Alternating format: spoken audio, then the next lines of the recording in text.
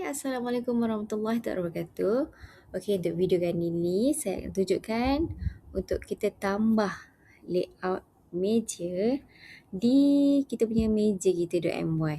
Okey, first kali kita kena ada layout cafe kita lah, layout kedai kita.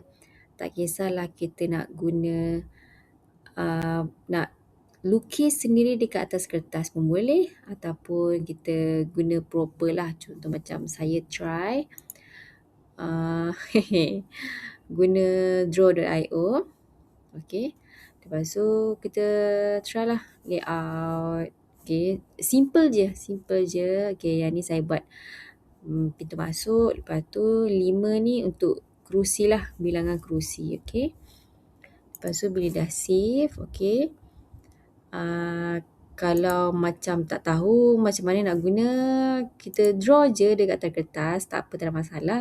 Lepas tu jadikan dia sebagai gambar lah, kita tegak gambar. Okay, alright. So bila kita dah masuk kita punya dashboard, okay, kita pilih dekat bahagian kiri ni, cawangan. Lepas tu kita klik layout. Okay, so sekarang kosong lagi lah. Kita klik muat naik image. Kita klik pada layout kita dan klik open. Okay, ni kita punya layout. Alright, so kita dah ada layout kita. Kita klik pada tambah meja. Okay, so tak kisahlah kita nak letak A1 ke ataupun nak ikut setting nombor meja yang sedia ada dekat kedai kita pun boleh. Alright, so dekat sini capacity kita boleh ikut lah.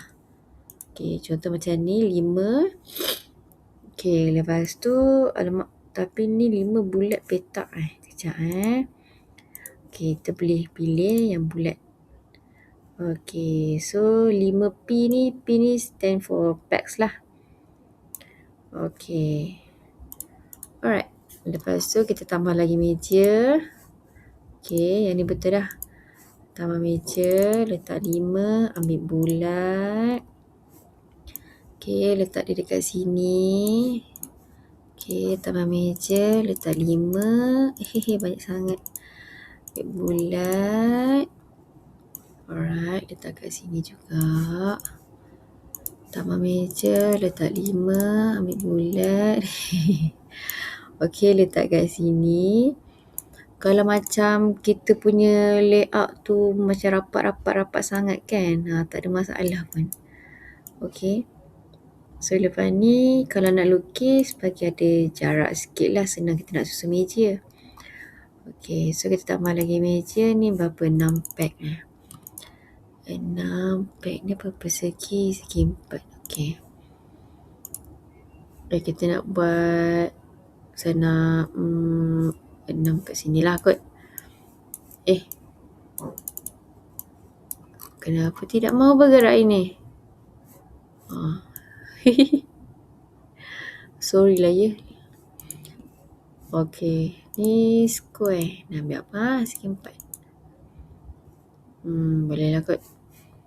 Okay, so kita ambil 4 pack pula persegi. Okay, lepas tu tambah lagi meja 4 pack. Kalau tak susun rapat-rapat macam tersengit-sengit sikit pun tak apalah, boleh je.